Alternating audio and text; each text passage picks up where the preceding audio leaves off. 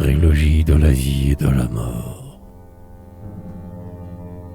Je crisperai au drap mes poignes refermées, et, pleurant par ma chair la dernière sueur, j'expirerai, l'œil plein de la suprême peur, la bouche ouverte encore par les affres pâmés. La pâleur sculpturale et calme des camées, alors envahirait mon masque sans chaleur. Et, sans âme, sans plus jamais de rythme au cœur, je dormirai parmi les cires allumées. Ah, Moria, si mon corps sous le marbre poli se reposait, tout jeune, avec la fleur d'oubli, et tout poussé au coin de la croix protectrice, où serait l'être? Vers quel lointain quelque part, lorsque se referait la terre productrice, avec ce qui fut voix, attitude et regard.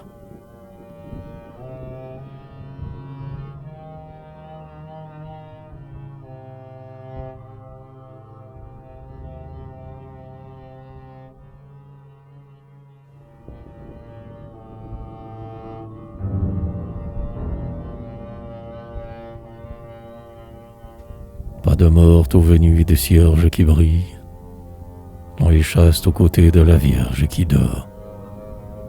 Mais le dos que le poids de l'existence tord, mais la face où le temps marque son estampille.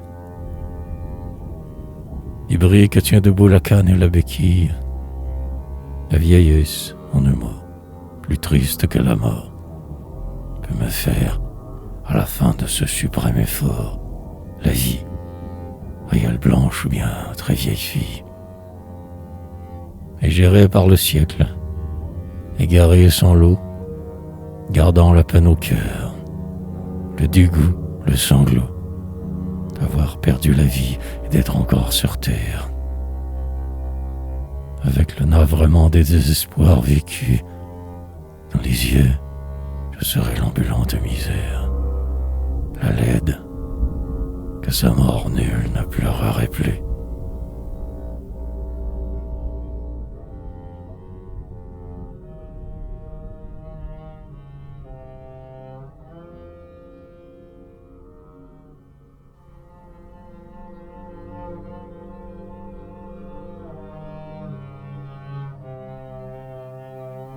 Vieillesse vacillante et triste, ou fin hâtive, l'une d'elles doit donc m'atteindre sûrement.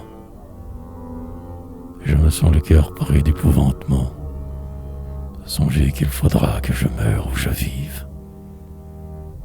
Fantômes dont chacun en mon côté se rive, ces deux destins me font horreur également, tous deux étant l'atroce et lent dépouillement qui nous prend mort ou bien même la chair vive.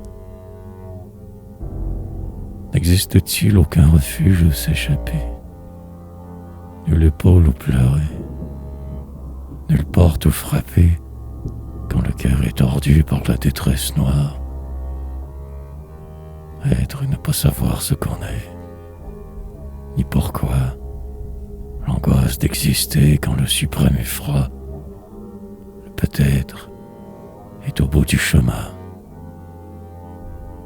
Croire, oh croire.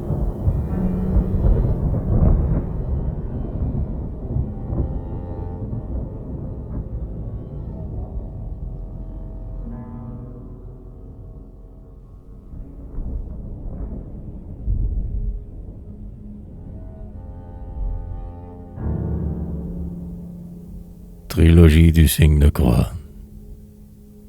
Le Père,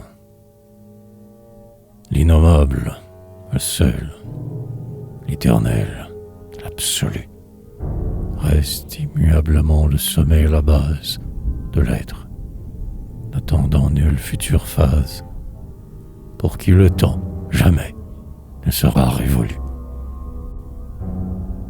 Et, vers le grouillement d'êtres qu'il a voulu, mal vivant qui parmi l'univers s'extravase, il ne peut se pencher que par une hypostase, qu'entrevoit seulement quelques sublimes élus. Cependant que, sans fin, la meute s'exaspère, des foules qui, devant cette énigme du père, hurlent de désespoir, de doute et de terreur. Et que les pitiés se taisent, infécondes, de crainte que l'appel infime de leur cœur se perde à jamais dans le remous des mondes.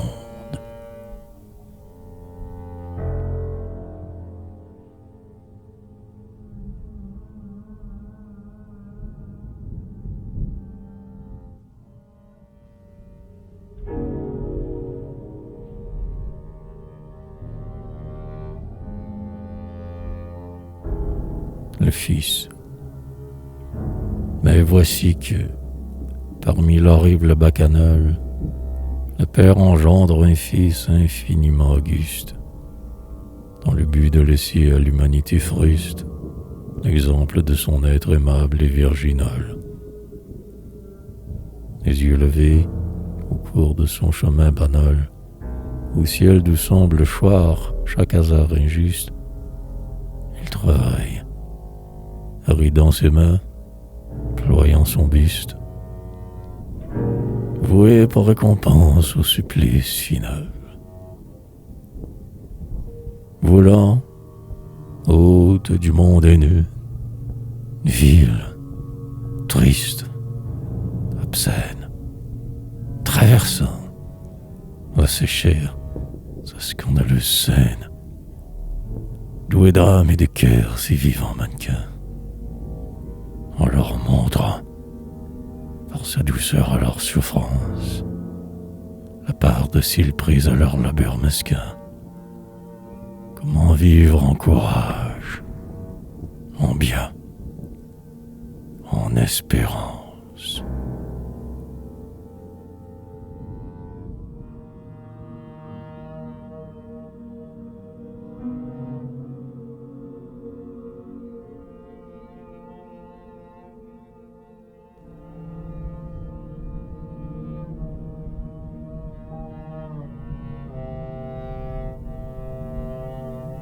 L'esprit. Mais ensuite, parmi la foule qui proteste, raillé sans fin, non cru sauf des douze ionies, tout l'être illuminé d'un reflet d'infini, le Fils dit l'air neuve au monde impie, et teste.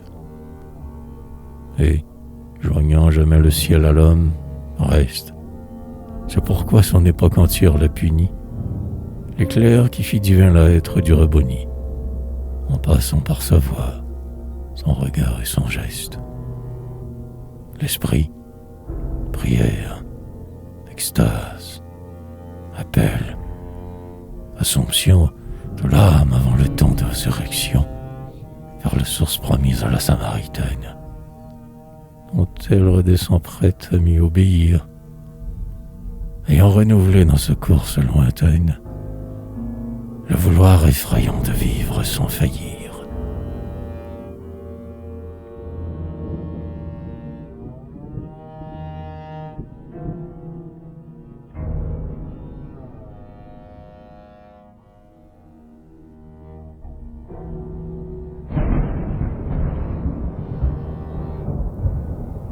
Trilogie du parti à prendre.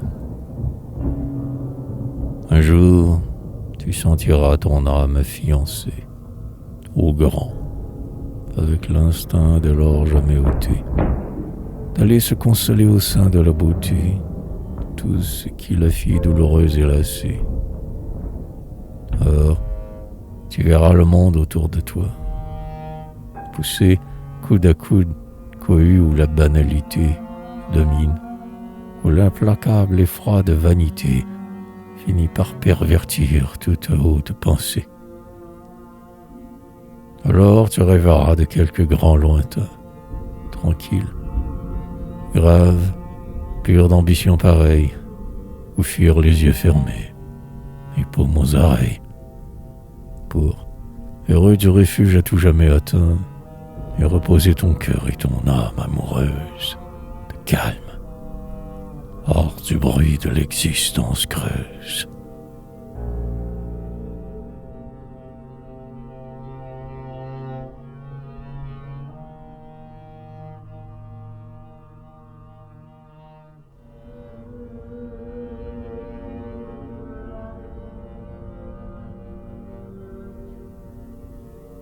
Ton âme cherchera l'issue où s'en aller. Alors, prise encore dans le chaos des choses, avide de monter vers des apothéoses, ses ailes s'ouvriront larges pour y voler. Et tu croiras, ainsi qu'un souffle, t'exhaler. Et, comme un aigle plane au fond des couchants roses, tu croiras t'élever jusqu'aux portes closes, de l'au-delà pour toi prêt à se déceler. Mais tu redescendras de tes grands crépuscules. Mais tu renonceras aux luttes ridicules de ton infimité contre l'éternité. Haïssant encore plus ton humaine atmosphère, haïssant l'infini pour t'y être heurté, tu resteras béant, ne savoir que faire.